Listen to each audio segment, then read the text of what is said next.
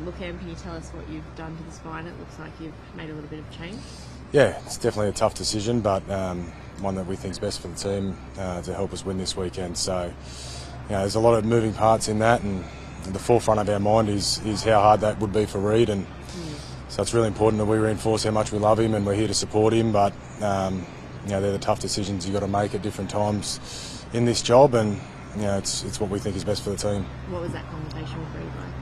Oh, it's hard, but we've had a number of conversations over the last few months, and as I said, we love him and we're here to support him. But he understands it's what's best for the team. But the other part of that equation is probably celebrating Toby coming back into the team.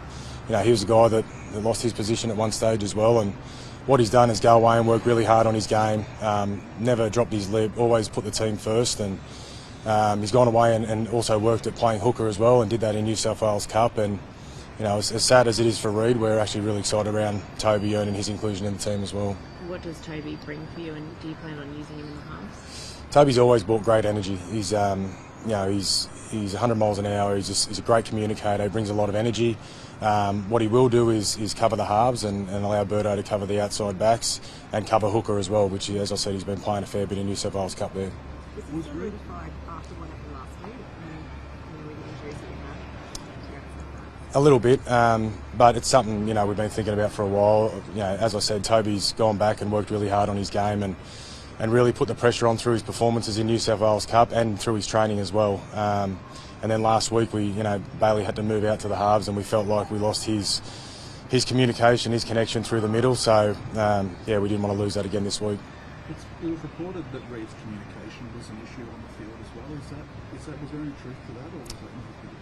No, I don't know where that's come from. What I understand is, we all really value Bailey's communication here. And the players have said, he's probably the best communicator in our team, and he makes such a difference when he's there. And as I said last week, when he went out to the halves, we sort of missed him in the middle, so that was part of the reason there. Do you think the Storm are playing a few mind games, September mind games, with the Bouchard named at 7, Pezzett on the bench? Do you expect changes, and how do you approach each of those players? Possibly, but I think we sort of know what their team's going to be, and it's more important about what style of game they're going to have. And the one thing that won't change, no matter who's in the halves, they're all going to be a run threat with the ball. They're going to play their style of footy. They're going to come out of the blocks fast, and we have to play our style of game as well, and make sure we go toe to toe there. So not so much worried about their team. We're worried about getting our own game on. Cherry and Montoya both obviously have injuries. Do you expect Melbourne to use their tall timber with likes of Warbrick and Coates to sort of exploit that area? Yeah, I think they were going to use them anyway, no matter who's there. So they've used them really well all year. They're real strike weapons for them. And as I said, we've got to be really good and really disciplined so that we're not giving them too many opportunities down our own end. What about Jacob? What's the latest with him? Yeah, he's come down and he's done a little bit of training this week, but not everything. So yeah, we'll see how he gets through training later today. But as I said, Blake Wilson's there ready to go as well. Is it likely he has a game back fitness test or something, Perez, or did you make a call today? Yeah, possibly. He'll do a bit of training today, and then we'll wait till game day to see how he pulls up when he wakes up. And he's ticked every box in his rehab to put himself in this position. But again, we'll have to make the decision in what's in the best interest of the team. With the high ball, it seems like it's going to be pretty important for both sides tomorrow night. You've got Birdo, we can put him up. The other guys have got the threats in the air. How decisive do you think the high ball? It's what wins finals games, how you finish your sets and where you give the opposition field position. So it's important in any game, but particularly important against Melbourne. They do it really well. And if we can win in that area, then we might gives us a good chance to win the game. How much of a threat is the Storm coming off back-to-back losses? The threat of the Storm is always there in every game. So whether they've won or lost the week before, it's a finals game. Like, everyone's going to be desperate. Everyone's going to be going full tilt. It's going to be 100 miles an hour. So yeah, whether they won or lost last week, I don't think it's going to be too much of a factor. The Storm looked like they were giving the high ball machine a good hammering this morning. Is it pleasing to see they might be a bit intimidated by a Birdo bomb? As I said, we've got to worry about what we're doing and not so much about what they're doing.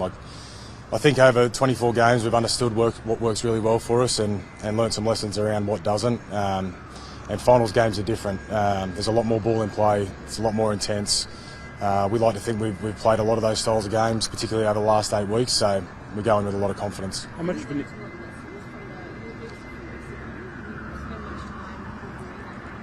Yeah, we did. We learned a lot, particularly around the first half and what we could have done better. And but we also got a lot of confidence out of that day as well. So I think we've learned a lot of lessons throughout the year, but particularly the last 6 or 8 weeks. And we need to get back to doing what works for us. The Broncos and Roosters provided somewhat of a blueprint on how to beat this team.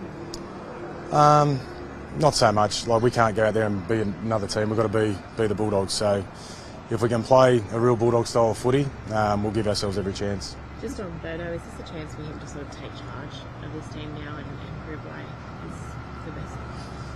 I think there's probably 16 halves running around this weekend all thinking the same thing. This is my chance to take charge, and I'm sure Birdo's thinking no different to that. So we all know how important those spine players are, and in particular the halves. And probably the team that goes best this next 4 weeks will be the team's halves that step up. There's a lot of, if you look at the final series and the depth of it, you could be in Canberra, you could be in Brisbane, or like in terms of getting this win and then having a home premium, is it sort of more important than ever? Oh, it's why you strive so hard to reach the top 4, isn't it? To give yourself this opportunity. And we deserve to be here. We deserve to finish the season in 3rd, to give ourselves a shot at going through to a prelim. But again, we're just going to take it one set at a time, one play at a time, and if we can do that, then we'll give ourselves a chance there at the end of the game. And last week, did you? Oh, I was going to say last week with the performance was a bit. The Storm kind of maybe said there was a bit of complacency. There wasn't a lot to play for. Did you sort of is that a takeaway for your team as well? Possibly. There was some things we did really well last week, and then there was a 20-minute period before half-time that we did things not too well at all. So it's a new competition. It's a different style of game, and we're really excited about that. Just not many fans making the trip over at the airport, expecting people supporting the crowd than you usually get? Not yet. I fell asleep on the plane though, so they could have been there. But Bulldogs Army travels everywhere. We'd love to see a lot of blue and white in the crowd tomorrow and get behind the boys. There's not many people in the rugby league world that think we can win. So if we can get a blue and white army down there and get behind the boys, it'd be great. You're taking a bit of an underdog tag in saying that. Oh, we are the underdogs, aren't we? You just got to listen to the TV. No one thinks we can win, so let's give it a crack. Arrested Harry Grant coming off suspension. How dangerous does that make him, and how important is it to sort of quell his influence? Yeah, he's an elite player, great leader, Harry, and he's dangerous every time he gets the ball, and he picks it up and touches it more than anyone else. So we're going to have to be on guard against him the whole time, but they've got a lot of quality players, and if you worry too much about one, then there's so many other guys that can pick you off. But again, we value defence, and we've been really good at it all year, so we'll need to see it at our best tomorrow night. Lockie Galvin said he was a little bit starstruck by Cameron Munster last time you played. Is it good to have that sort of out of his system, and have you spoken to him much about the challenge of taking on finals at such a young age? Yeah, well, I think that's what the last 6 or 8 weeks has been about. We've played a lot of the top 8 opposition over the last 6 weeks. The last 4 weeks we've played the last 9 premiership clubs, so there's been a lot of lessons in that. There's been finals-like atmospheres and finals-like intensity for large parts of those games. So I think we go in really battle-hardened. But again, you've got to go in and you've got to get your process on for 80 minutes, and the team that can do that for longer will win.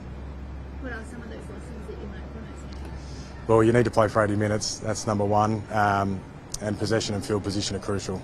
The bigger the game, the simpler it gets. So, yeah, we'll be looking to do that. Is there a real level of excitement heading into this final series? Oh, 100%. Like, this is what you start training in November for.